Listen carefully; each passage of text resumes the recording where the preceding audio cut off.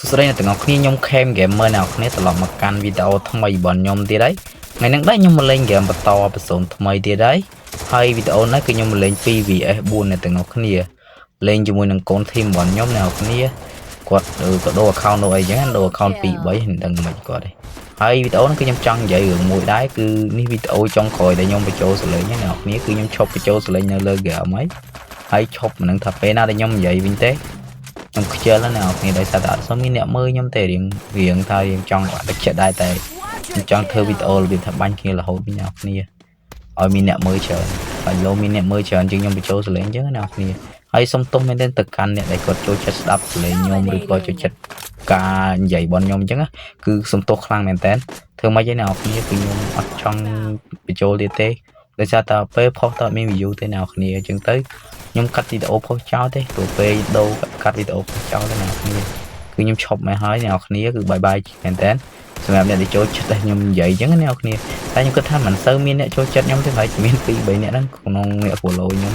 គឺដោយសារតែខ្ញុំមិនសូវប្រកែនិយាយខ្លាំងឬក៏កាត់កន្លែងបាញ់អីចឹងណាហើយអ្នកនរគ្នាជួយ follow ទៅកាន់មិត្តភ័ក្តិអ្នកទាំងអស់គ្នាម្នាក់មួយផងច្រឡំ share ទៅកាន់មិត្តភ័ក្តិអ្នកទាំងអស់គ្នាម្នាក់មួយផងហើយអ្នកនរគ្នាអ្នកមកថ្មីគឺ follow page ខ្ញុំម្នាក់មួយផងហើយដូចខ្ញុំបាននិយាយចឹងនេះគឺវីដេអូចុងក្រោយហើយដែលខ្ញុំនិយាយបើសិនជាខ្ញុំគ្មានអ្នកមើលទៅមុខទៀតហើយអាចខ្ញុំថាទៅលេង PUBG វិញចឹងអ្នកគ្នាព្រោះពីស្វាមានអ្នកមើលអញ្ចឹងខ្ញុំហើយជាទៅលេង PUBG ព្រោះហ្គេម PUBG អត់សូវមានអ្នកលេងអត់សូវមានអ្នកធ្វើវីដេអូទេតាមខ្ញុំ search នៅក្នុង YouTube ទៅនិង Facebook អីទៅចឹងអ្នកគ្នាគឺមិនសូវមានអ្នក gaming PUBG អ្នកគ្នាថាជាអាចទៅលេង PUBG វិញហើយតែខ្ញុំក៏អ្នកលេង PUBG ដែរតែខ្ញុំអត់ដែរធ្វើវីដេអូហ្នឹងអ្នកគ្នាគឺលេងរហូតដែរតែអ្នកគ្នាក៏ពេលណាមានអារម្មណ៍ថាធុញ Wi-Fi ក៏ដល់ PUBG លេងទៅហើយហ្គេមដូចតែគ្នាទេអ្នកគ្នាគឺថាវាខាងវាខុសអ្នកផលិតតែប៉ុណ្ណឹងហើយ item ក៏ថ្លៃដូចតែគ្នាទេតែគាត់ថាគេមួយធ្វើជា2របស់នេះគឺយក3មកគប់ភ្លើង Wi-Fi អ្នកគ្នាហើយខ្ញុំអត់និយាយច្រើនទេខ្ញុំនិយាយតែប៉ុណ្្នឹងដែរអ្នកគ្នាបាយបាយអ្នកទាំងអស់គ្នាជួបគ្នាវីដេអូក្រោយទៀតជាមួយនឹងវីដេអូដែលខ្ញុំអត់បាននិយាយទេហើយមិនដឹងថាពេលណាខ្ញុំនិយាយទៀតទេអ្នកទាំងអស់គ្នាហើយសំទោសមែនទែន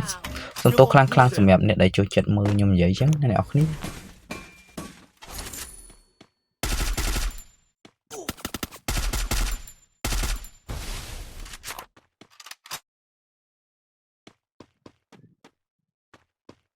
អត់អីនៅប៉ាត់ខ្ញុំជុំវិញ